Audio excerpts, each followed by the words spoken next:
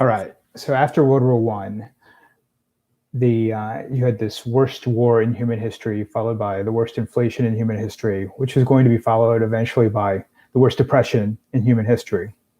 And all of this caused people to believe that democracies had seen their day, they weren't built for the trials of the time, and that there were other revolutionary forms of government that were a better fit. And that's where we get totalitarianism. So it's got the word total in it. And so that gives you an idea of what we're looking at here, and a type of government that tries to exercise total control over the lives of its citizens, which would involve controlling thought through education, through mass media, in addition to trying to control more traditional elements of life like economics and politics. So this form of government comes out of World War One and the changes that followed that war. So when we're looking at this, we're looking at a variety of forms of government: Soviet communism, the fascist system that emerges in Germany, and the fascist system in Italy. All are at least going to try to be totalitarian. So the earlier forms of democracy didn't seem to be up to the challenge of World War and inflation. So if we look at this on a political spectrum, we have versions of totalitarianism on the far left and the far right.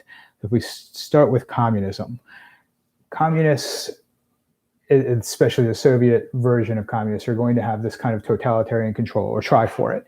But the efforts here are going to be to revolutionize society. So what communists think that they're doing is they are replacing the existing way of life with something that is altogether new. So anything that was part of the old way of life had to go. Social class systems had to go.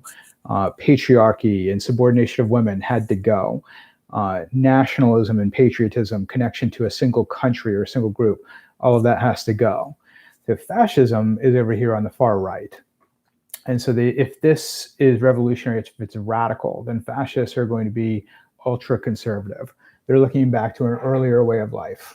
So where communists would want to destroy patriarchy, fascists to some degree want to return to patriarchy.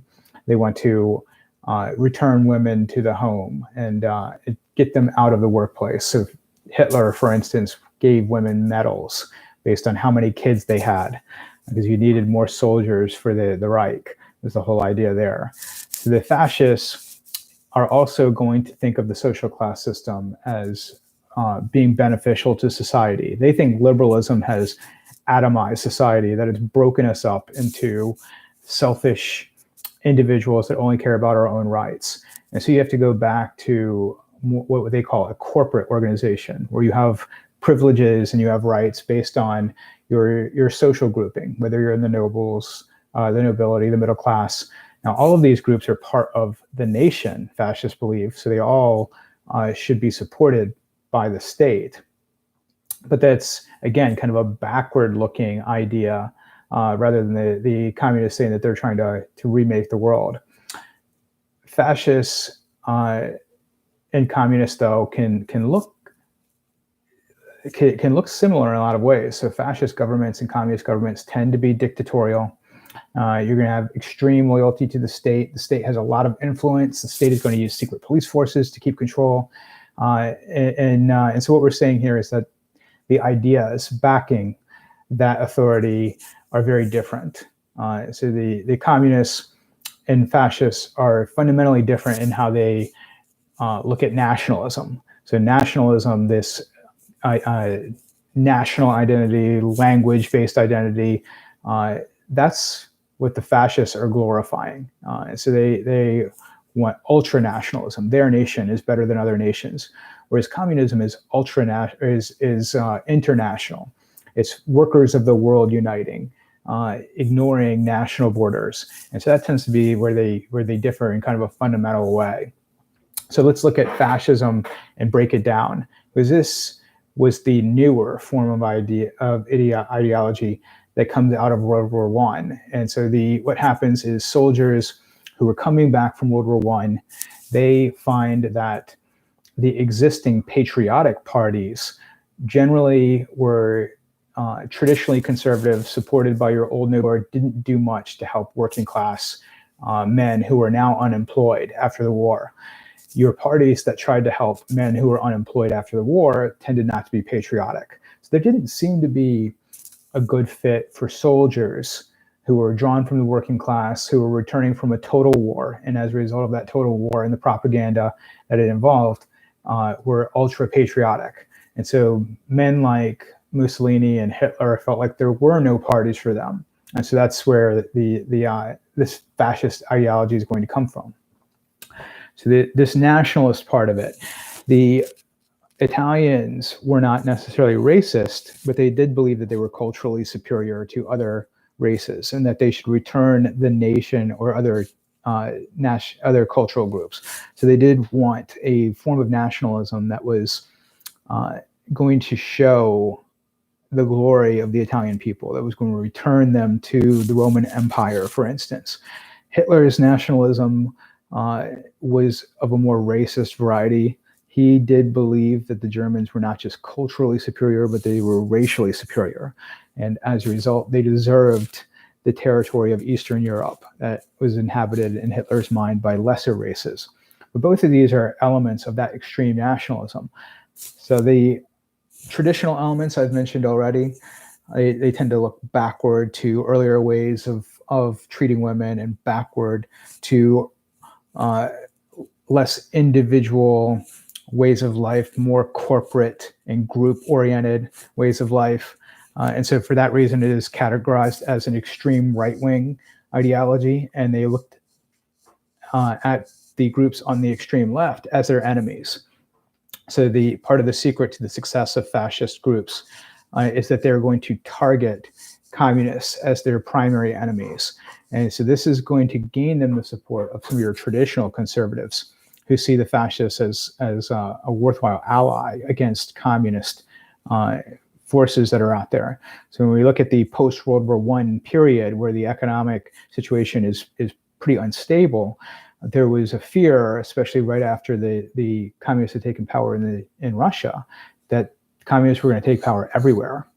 And so the traditional conservatives saw this rising fascist force as something of a weapon to be used against the communists. And so when Hitler gave speeches, in virtually every speech that he gave, he mentioned how he wanted to wipe the Soviet Union off the face of the map. His enemies primarily were the communists. Clearly, Hitler also identifies other enemy groups in his racial ideology. The Jews are enemies. And he often conflated the two. He thought of the leadership of the communists as being Jewish, and the international nature of communism he tied to what he perceived as the international nature of being Jewish, where he accuses Jews of not being loyal to their country, but being loyal to kind of an international Zionist movement. And so what we're getting to here is that the totalitarians wanted to build up some group as an enemy group that they could scapegoat for anything that was going wrong for the nation. So World War I had ended in failure for the Germans. If the Germans are a superior group, then they could not have lost that war on their own, the Nazis say. It must be because some group betrayed them from the inside. And those two groups that they're blaming, the socialists and the Jews. And so this is kind of using the targeting of enemies as kind of in-group, out-group mentality as a way of kind of pushing forward their agenda. So let's take a look at totalitarianism as practiced in the Soviet Union. So Stalin is going to take control in the 1920s after the death of the first leader of the Soviet Union, Lenin. So what occurs when Lenin dies is that he is built up to something of a god of the Soviet Union. And so we see this in a variety of ways. And one way is the preservation of Lenin's body. He is entombed in Red Square, still there today. The Russians came up with kind of a combination of cosmetic enhancements to Lenin after he died, as well as preservatives like formaldehyde to keep him in a vacuum sealed case that has only have to be shut down a few times in order to first enlarge the case and then clean Lenin off after some fungus had been growing on him. But this deification of Lenin meant that any of his successors had to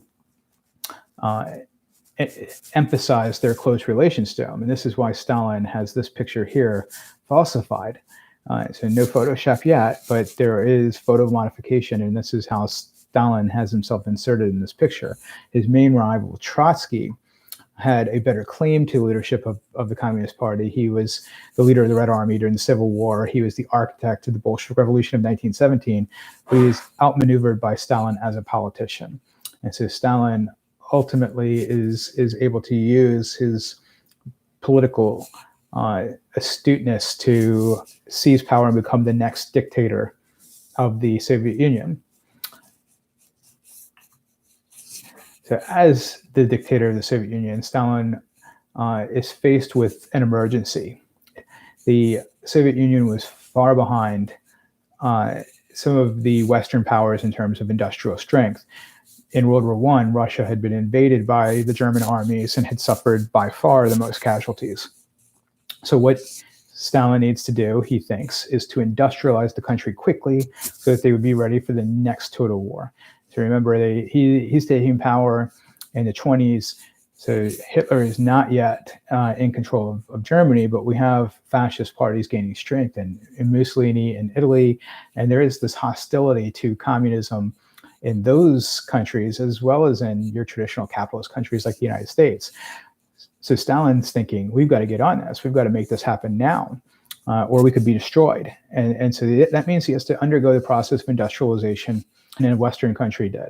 So if we go back and look at what Britain did to industrialize, they went through about a century of agricultural revolution where they were enclosing farms, and that was resulting in more efficient farms, driving people to cities to work in factories. So Stalin wants this to happen under a socialist model and to happen very quickly. So this is why he institutes this policy of collectivization. Collectivization kind of follows the British model of large farms, but here they're going to be government-owned farms. So the farms would pool livestock, they would pool labor, they would pool machinery, and so therefore Stalin thought they would be more efficient. He planned to use the grain production, the machinery he needed to industrialize. So he needs for collectivization to work, both in order to produce the labor force for his industrializing project and to generate the machinery. So what happens in the short term, though, is that a lot of these peasants resist, and Stalin, nevertheless, collects the grain he intended to export anyway. And this leads to a horrific famine. And so in this famine, we have somewhere in the neighborhood of 9 million people dying, most of them in the Ukraine.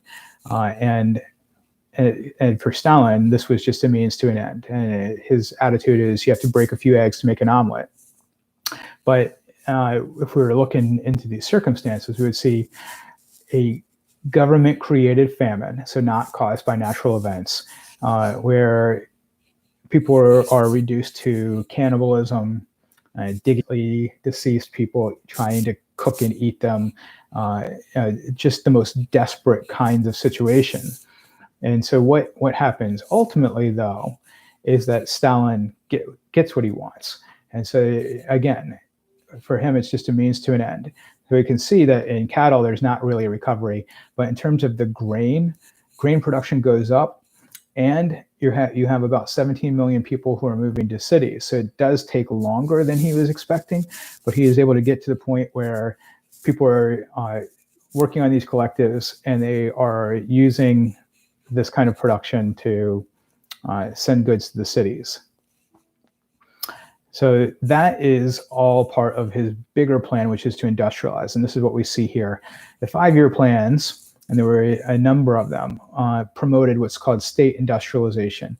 The government, in theory, owned all factories, employed all people, set all production goals. And so here, what happens in the 1930s, while the rest of the world is going through a depression, Soviet production rates are phenomenal. And so again, it looks like these democratic capitalist solutions are not very good. Here's the way of the future. This is how everybody's going to go, and so this is kind of this discrediting of capitalist democratic solutions.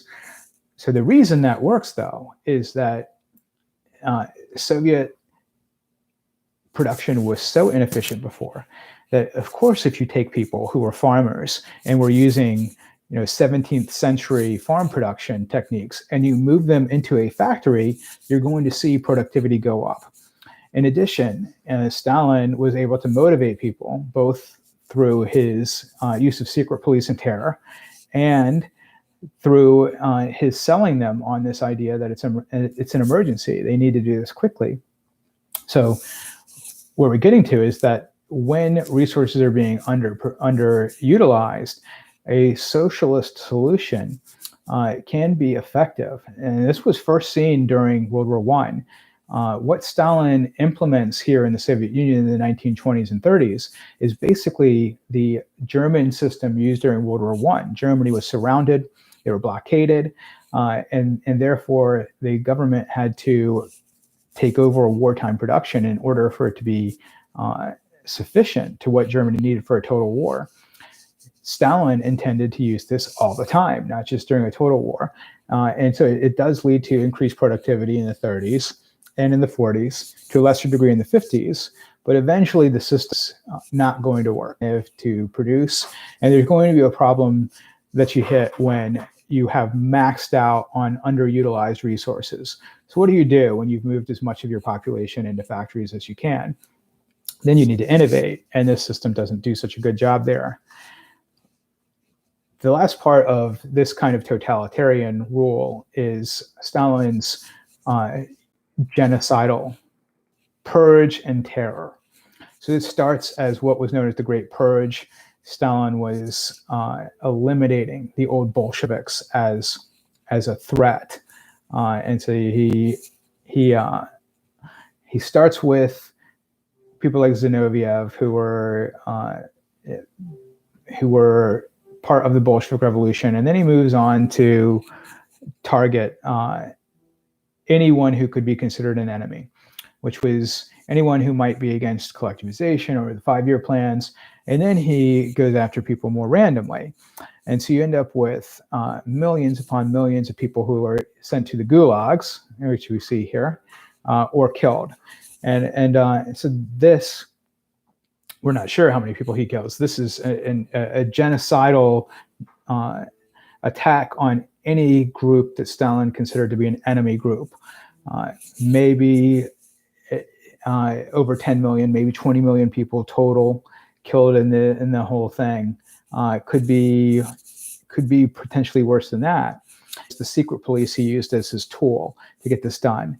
And so the secret police would show up, and that was a sign that you were going to be tortured, or you're going to be executed, or your family was going to be tortured. And so there's this story of Stalin out in the countryside watching the stars, and he's with some of his communist colleagues, and there's no internet then, so they don't know which constellations they're looking at. And so in the absence of an internet or phones, what they do is they decide to call up the local observatory, and all the astronomers had gone home for the night. So the observatory sent a car to summon one of the astronomers. And when the astronomer hears the car pull up, he thinks it's the secret police. He jumps out of an upper story window and commits suicide. And so they're like, okay, well, let's summon another astronomer. And they send another car to an astronomer. He thinks it's the secret police. He jumps out of an upper story window and he commits suicide. But by the time they found an astronomer, Stalin was asleep. And this is examples of the use of terror during his regime.